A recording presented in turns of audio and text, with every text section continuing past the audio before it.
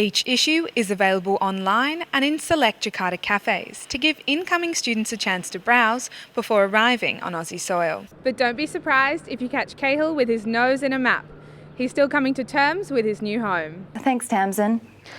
Donald Trump and Hillary Clinton have fielded sticky questions in St. Louis at the second US presidential debate. Trump's personal attacks against Clinton included a pre-debate press conference with a woman who accused Bill Clinton of sexual abuse. The Republican Party is in crisis after a 2005 video recording was released documenting candidate Donald Trump making lewd comments about women.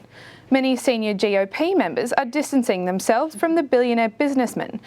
But Trump and running mate Mike Pence have vowed they will not drop out of the race. Here at the Bella Union on Lygon Street, conference goers will hear from 50 panellists, including Clementine Ford and Zan Rowe, as well as organisations seeking to improve the experience of young women in the music industry. While Robert admits he set himself quite the task, he hopes that his efforts can show others what's possible if they set their minds to it. Good for you.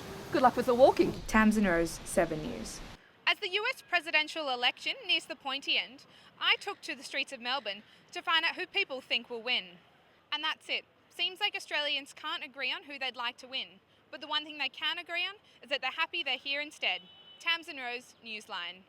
The Chinese government has sentenced the former Communist Party boss Bai Pei to death for bribery as part of President Xi Jinping's unrelenting war on graft.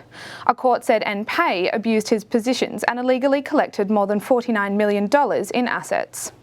Thousands of people have been rescued from their homes in North Carolina as Hurricane Matthew batters America's east coast. The powerful hurricane killed more than 800 people in Haiti last week. And the US is reconsidering its support of the Saudi-led coalition's war in Yemen after a deadly airstrike on a funeral over the weekend killed 140 people. Back to you, Sasha.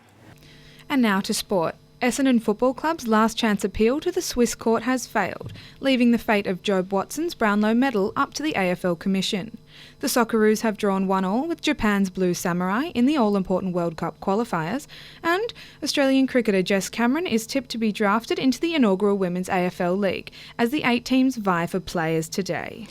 This is Triple R Midday News with Sasha Hancock And Tamsin Rose. The federal government is facing fierce criticism over a procedural bungle on the floor of the lower house. The government accidentally endorsed an amendment to the International Tax Agreements Bill, criticising the government's failure to close tax loopholes. Minister for Revenue and Financial Services Kelly O'Dwyer supported the second reading amendment in a moment of confusion.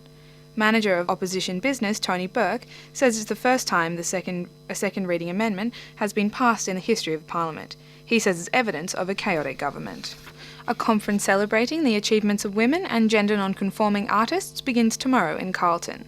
Feminist Futures is an initiative of the Listen organisation, featuring live performances, panel discussions and keynote speakers, such as writer and activist Clementine Ford.